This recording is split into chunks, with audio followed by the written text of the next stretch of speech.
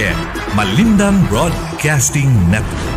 Basta radyo, may balita. Basta balita, sakto. Kaayuhan, kaanayan, kamatuuran o kalingawan hatod sa Radyo Sakto. Radyo Sakto. Pagadian, MBN. Malindang Broadcasting Network. The right choice for music best. Radyo Sakto. Mahal mo. Diri na tabay. Sakto! For CHR and Greatest Hit Station. 104.7 Music Best Pagadian.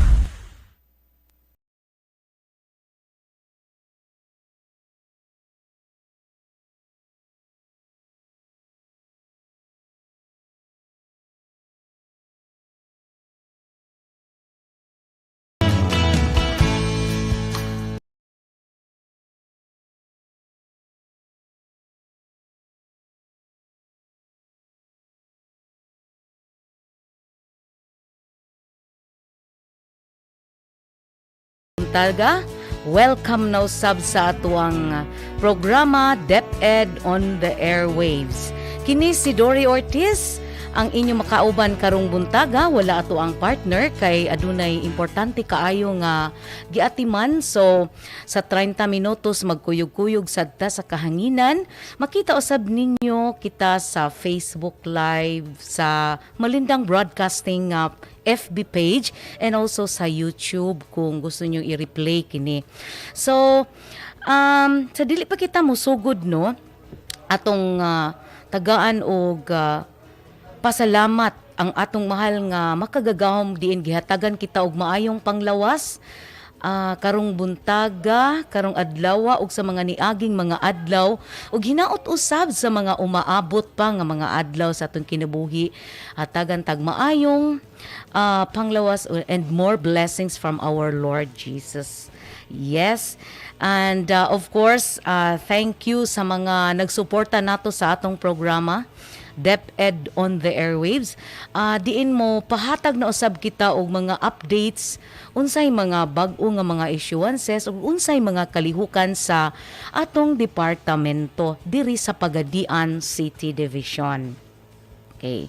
Sa dili pa usab kita mosugod atong itimbaya ang among inahan sa Pagadian City Division, walay lain kundi ang atong maabtikon ang schools division superintendent, way lain kundi si Dr. Maria Liza Tabilon. Good morning diha ma'am, and I hope nakagayon kag paminaw karon.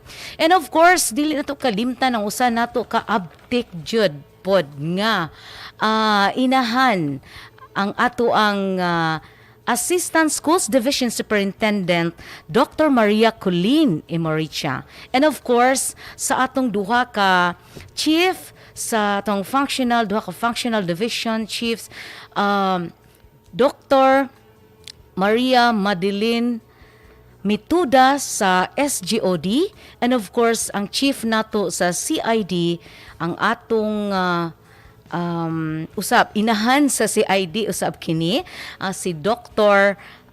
Diosa Peralta. Good morning ninyo diha ma'am. And of course ang atong mga education program supervisors, ang atong mga PSDSS unit and section heads. Ako yung i-mention ang amoang section heads sa Social Mobilization and Networking. Good morning din ha, Ma'am Hani Sahara Aliman. Good morning. And of course, sa tanganan na itong mga kauban sa Division of Pagadian City. Good morning, good morning, good morning. And I hope you are all fine today. Okay. So, ang atong pagkahisgutan karon ang katong bag-o nga gi-issue sa Central Office, sa Department of Education, ang DepEd Order number 39 series of 2022 dated September 19, 2022, titled Health and Safety Protocols in Light of the COVID-19 Pandemic. Okay, so dili sad nato ni hisgutan tanan ng content diri no, kay di pud nato mahumani for 30 minutes.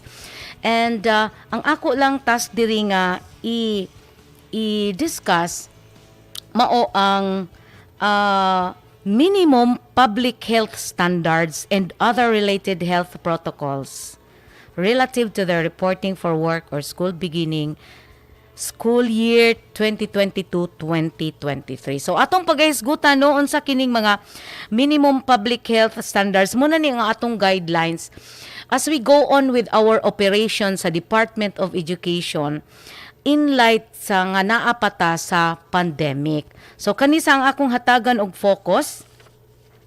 Anyway, kani nga Department Order number 39 series of 2022 Health and Safety Protocols in light of the COVID-19 pandemic. Gi-issue kini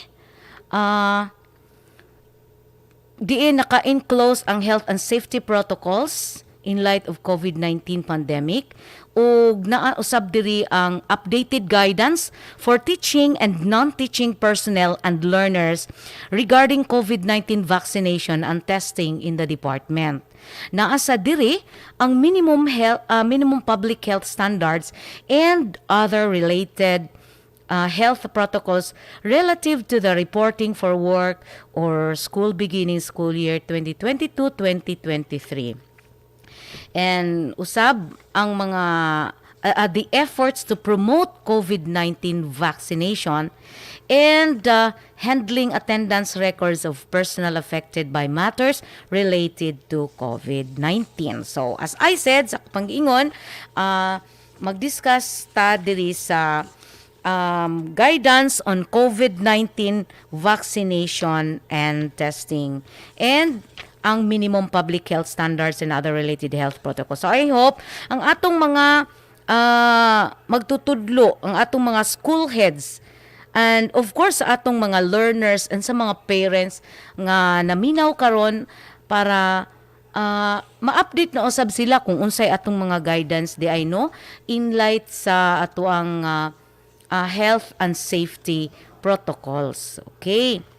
So naa diri no sa number 4 sa atuang Deped order ang guidance on COVID-19 vaccination and testing. All teaching and non-teaching personnel and learners regardless of vaccination status shall be allowed to attend in-person classes. So mo na ni karon ang bag-o. So regardless kung vaccinated ka or unvaccinated, ang atong mga non-teaching personnel or teaching personnel, pwede ra jud na mo report sa school during our in-person classes. So, muna na karon ang usa nga kabag-uhan nga ana diri sa ato ang Deped Order number 39 series of 2022. Kay unvaccinated teaching and non-teaching personnel and learners shall not be required to undergo regular COVID-19 testing. Unlike sa una nga, katong atuang mga unvaccinated personnel and non-teaching personnel, when they report to the school, kinahanglan gyud sila nga mo present og negative result. Diba no sa una. But karon sa during our sa karon na sa atuang in-person classes, wala nay kinahanglan nga mo undergo pa og regular COVID-19 testing. Okay.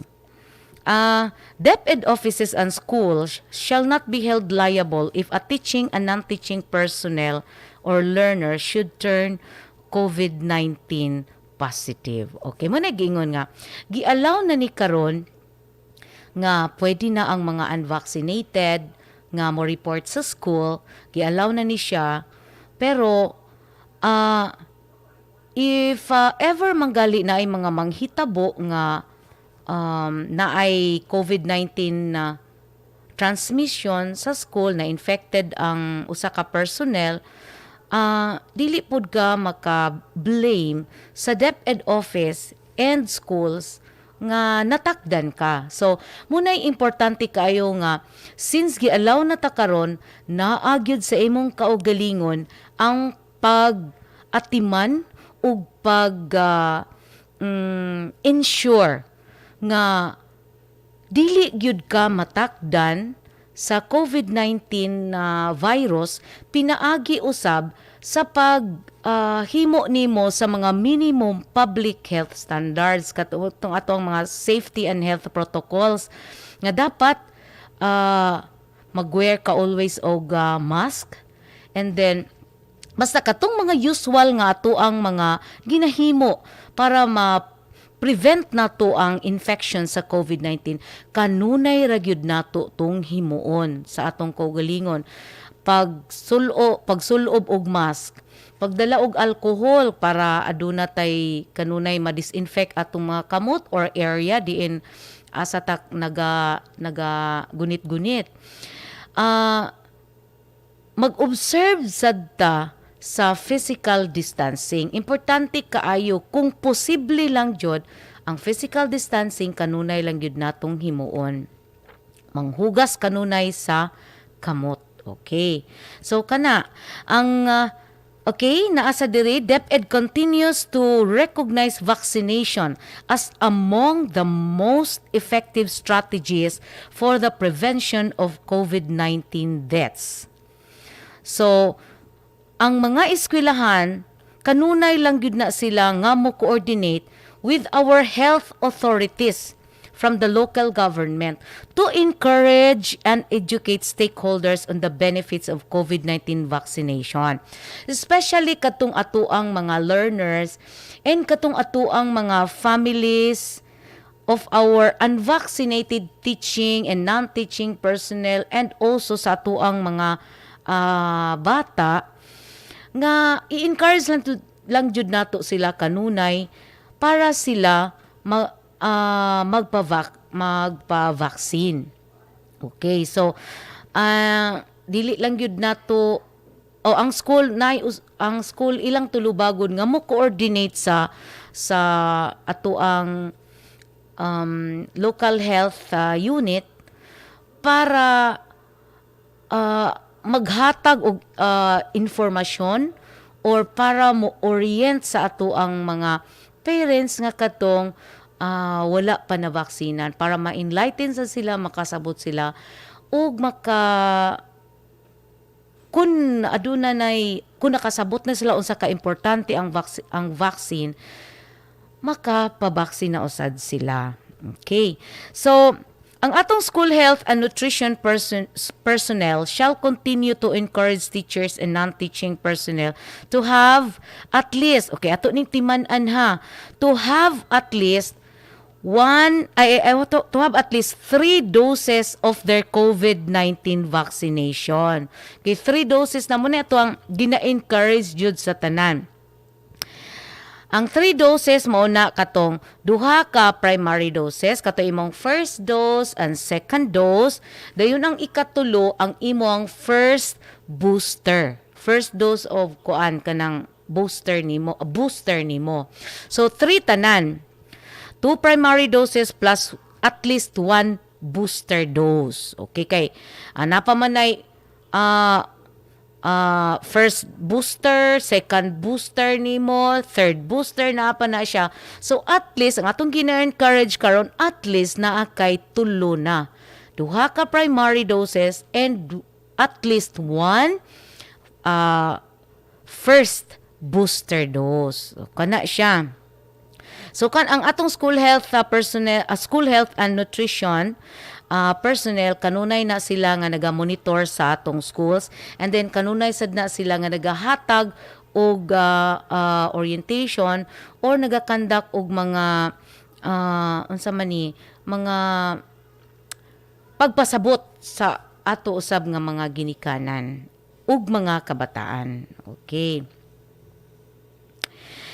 Ang vaccine cards or vaccine records shall not be used as mandatory requirement for educational, employment, and other similar government transaction purposes. So, dili na ta mo require og vaccination cards kung mo transact ka sa office or mo adto sa school. Wala na, dili na siya mandatory requirement.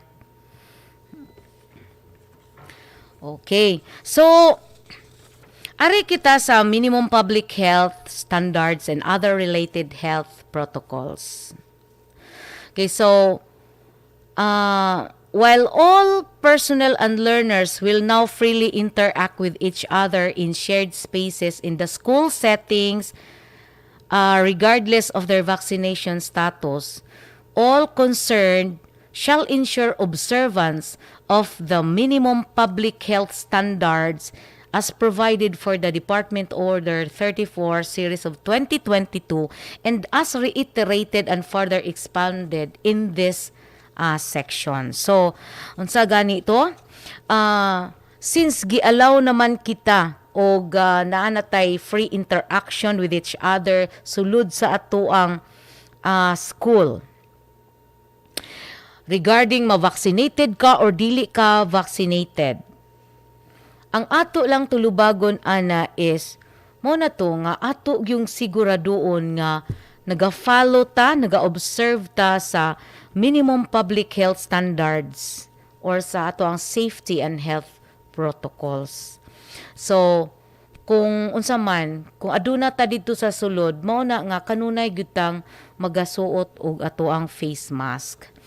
Although ang physical distancing usahay na adyoy panahon kay naman jud mga activities sa school nga dili jud ta makahimo sa ato ang 1 meter physical distancing, no? But kana lang gyud ang atong gikuan nga dili lang gyud kalimtan og suot ang ato ang face mask. Okay. School shall ensure availability of hand washing facilities with soap and conduct of group hand washing activities while observing the minimum public health standards. Okay. So this is in line with Deped Order number 10 series of 2016 policy and guidelines for the comprehensive water, sanitation and hygiene in schools or WINS program, and Deped Memorandum number 194 series of 2018 titled Implementing Guidelines to Deped Order number 10 series of 2016. Okay, diha na muna imong reference diha, no? Nga a group hand washing facility should have at least 10 water outlets in elementary level and 4 water outlets in the secondary level. So manay tinman-an nato, manay timan-an sad sa atong mga school heads nga mo follow jud ta ani sa atong schools. Natay sa again sa elementary level at least 10 water outlets, and then sa secondary level at least 4 water outlets. Okay, so mauna siya. That is with regard to hand washing and disinfection. Pero dili sad malimot no nga ang atong mga schools kanunay lang gyud mo follow sa latest guidelines on cleaning and disinfection as issued by the Department of Health or the World Health Organization, and ensure that only disinfectants nga gi-approve by the Philippine Food and Drug Administration or FDA ang atong gamiton. So dili sad tapataka o gamit-gamit atong mga dili approved by FDA, ha, kay basin wala ta kabalo giunsa na paghimo unsay mga chemicals nga naa din ha, nga makadaot ra usab sa ato ang health. So remember katulang yung mga approved nga FDA approved nga mga disinfectants ang atong gamiton sa atong mga pag-disinfect nato sa atong schools. Okay, the Philippine COVID-19 Living Recommendations recommends against the use of foot baths and ionizing air purifier, misting tents, or disinfection chambers for preventing and controlling COVID-19 transmission. While it recommends against the use of UV lamps or other UV devices in any place outside of a controlled clinic or hospital setting to prevent and control COVID-19 transmission. Okay.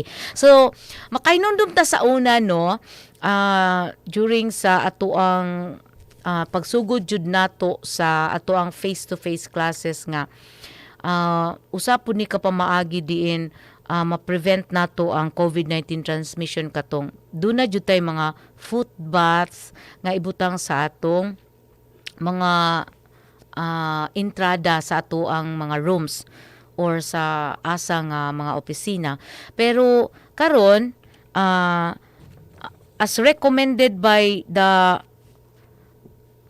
katong sa ato ang mga living recommendation, COVID-19 living recommendations, dili na kinahanglan nga magbutang kita og foot baths, and then dili na ta kinahanglan nga magwear adtong air purifier or magbutang tag air purifier sa tuang room, and wala na pud gi-recommend nila ang misting tents or disinfection chambers.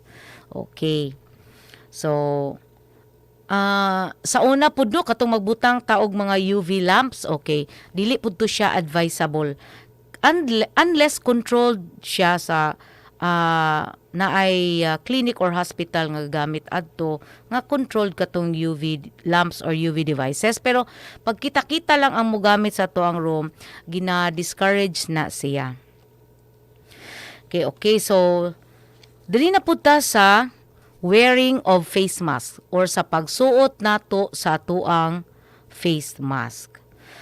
Wearing of face mask shall be mandatory for all personnel, learners, and visitors inside classrooms, laboratories, and other school rooms, but shall be voluntary in open spaces or non-crowded outdoor areas with good ventilation, as well as in playing sports and other physical activities.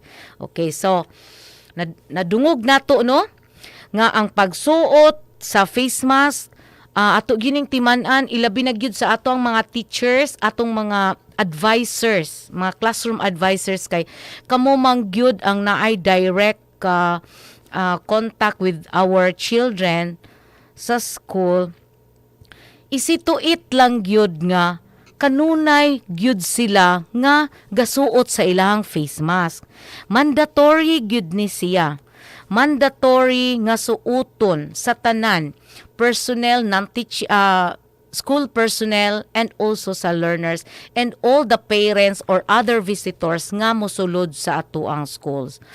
So kamo na gyud ana ang mubantay sa para masunod nato kaning pagsuot nato kanunay sa atuang face mask.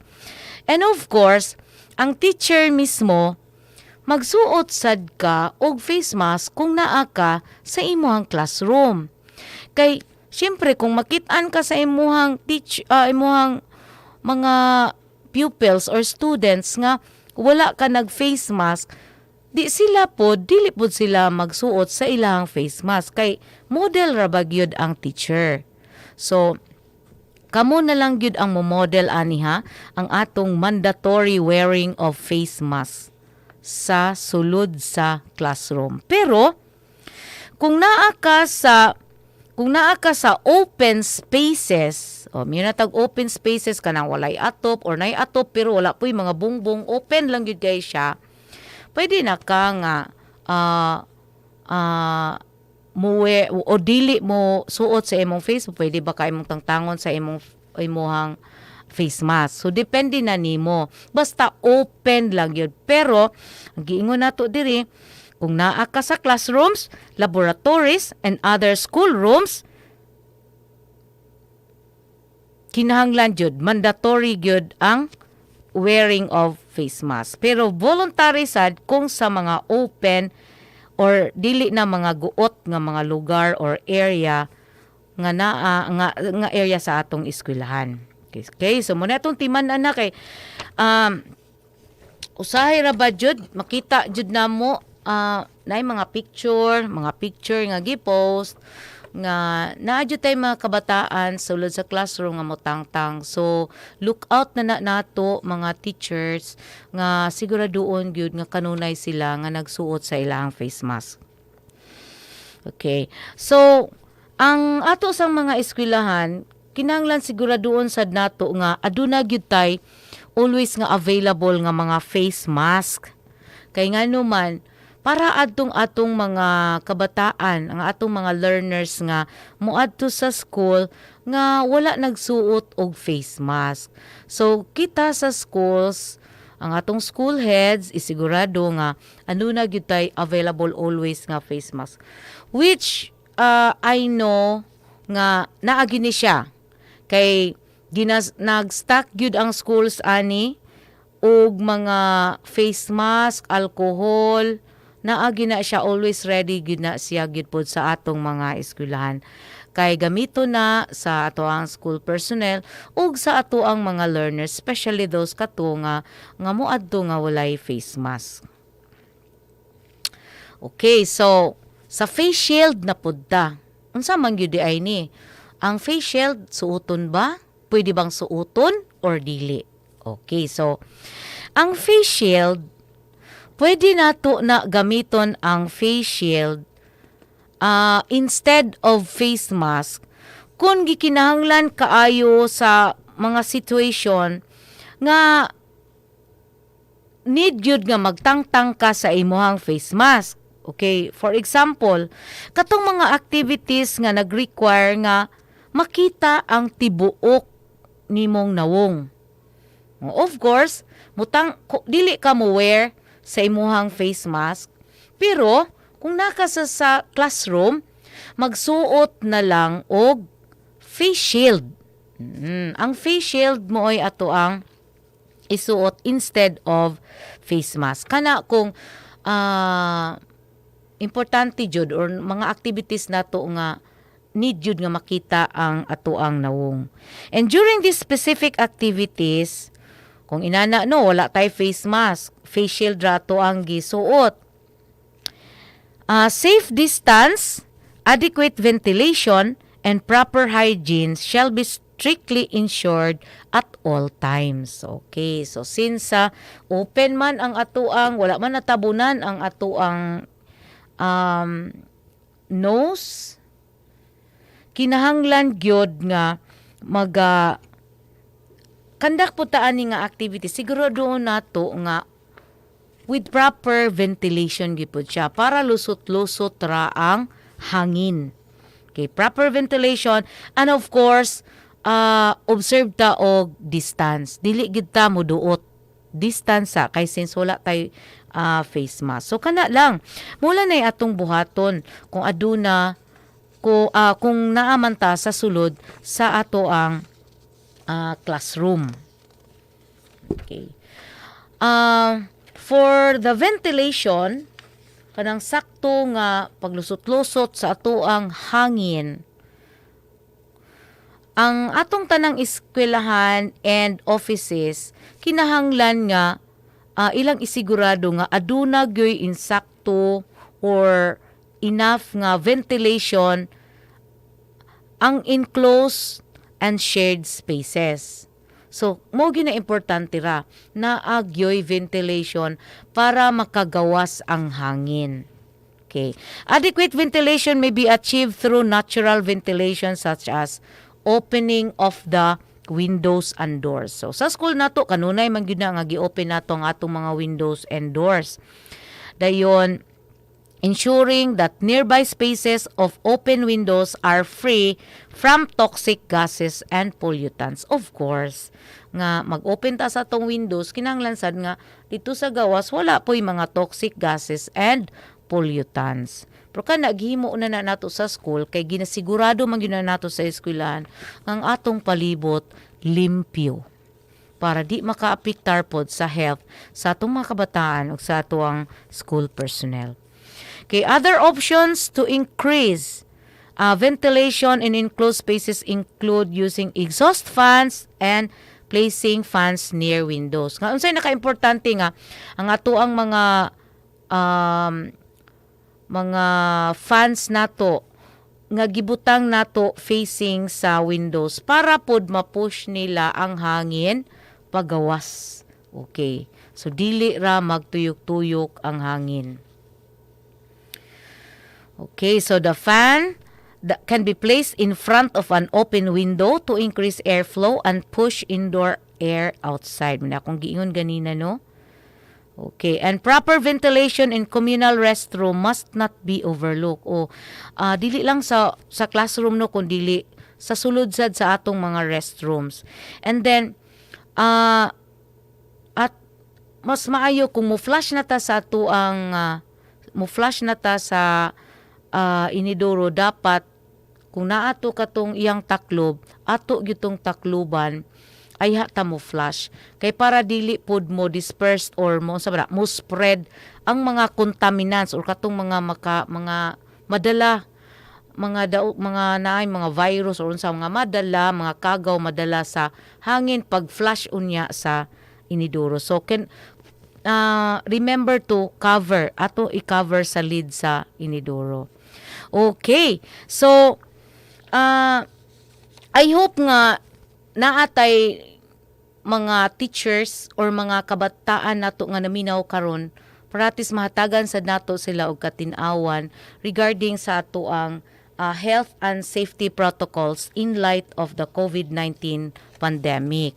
Okay, so since wala naman kitay oras, nilapas na kita gamay sa ato ang oras, ako lang hangyoon ang uban nga sa kanunay paminaw or magatan-aw sa ato ang programa Deped on the Airwaves aron usab kamo ma-update ma-update kung unsay mga bag-ong mga issuances or unsay kalihukan nato sa ato ang Division of Pagadian City.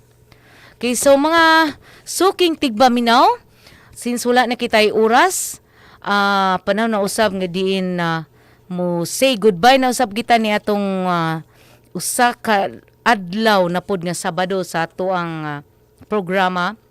But before that, sa ngalan sa ato ang Schools Division Superintendent Dr. Maria Liza Tabilon, kini si Dory Ortiz ang DRRM Coordinator.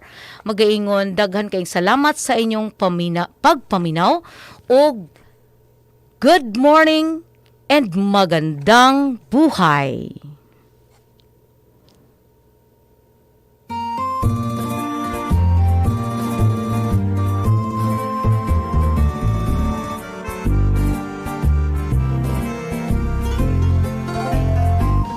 Pagadian is a beautiful city, just like a pearl of the southern sea, with its people so friendly and sincere. Pagadian so wonderful to stay. Every garden is filled with red roses, and the sound of lovely music